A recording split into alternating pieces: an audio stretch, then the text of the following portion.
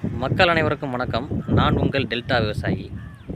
இந்த வருஷம் நமக்கு பருவமழை கொஞ்சம் அட்வான்ஸாகவே ஸ்டார்ட் ஆயிடுச்சு.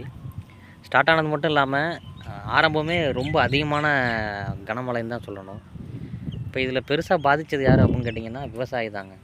இதில் வந்து இப்போ மக்களோட கருத்து எப்படி இருக்குது அப்படின்னு கேட்டிங்கன்னா, அதாவது குருவையை முன்னாடியே தெளித்தவங்க தப்பிச்சுக்கிட்டாங்க. அதாவது முன்னாடியே அட்வான்ஸாக தெளித்தவங்க வந்து குருவையை முன்னாடியே தெளித்தவங்க வந்து மழைக்கு முன்னாடியே அறுத்துட்டாங்க.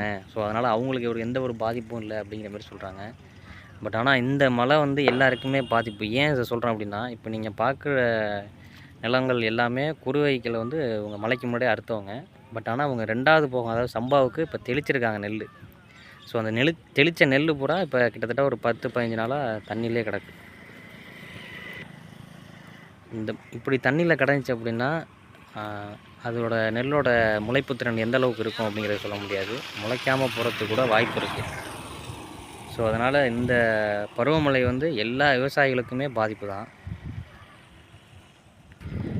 இப்போ நீங்கள் பார்த்துக்கிட்டு இருக்க நெல் வந்து நம்ம நெல், ஃபஸ்ட்டில் கிடக்கிறது நம்ம நெல், பின்னாடி கிடக்கிறது வந்து நம்ம ஊரில் உள்ளவங்களோட பக்கத்தில் உள்ளவங்க நெல். பட் இதெல்லாம் வந்து இப்போ அறுத்து தீபாவளி அன்னைக்கு நாள் அறுத்தது. ஆனால் இன்னமும் நம்மளால் சென்டரில் போட முடியல. என்ன ரீசன் அப்படின்னு கேட்டிங்கன்னா, இந்த பருவமழையும் தீபாவளியும் ஒரே டைமில் வந்ததுனால இப்போ டிஎன்பிஎஸ்சியில் வந்து 4 நாளைக்கு அப்புறம் இன்றைக்கி தான் ஓப்பன் பண்ணியிருக்காங்க. மழையும் இன்றைக்கி தான் ஒத்துழைப்பு கொடுத்துருக்கு. அறுத்து மூணுனது தான், அதுக்கப்புறம் இன்றைக்கி தான் ஓப்பன் பண்ணுறோம். ஃபுல்லாகவே ஈரமாயிட்டு இதை வந்து இன்றைக்கி நம்ம காய வைக்கணும். இது பூரா நம்ம நெல் தான்.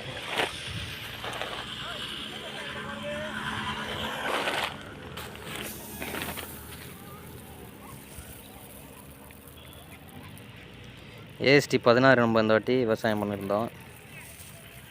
ஸோ இப்போ வந்து இது வரைக்கும் நம்ம அதை தண்ணியிலேருந்து காப்பாற்றியாச்சு. பட் ஆனால் இதை இன்னும் சென்டரில் கொண்டு சேர்க்குறதுக்கு ரொம்ப கஷ்டப்பட வேண்டியிருக்கு. ஞாயிற்றுக்கிழமை அடுத்தது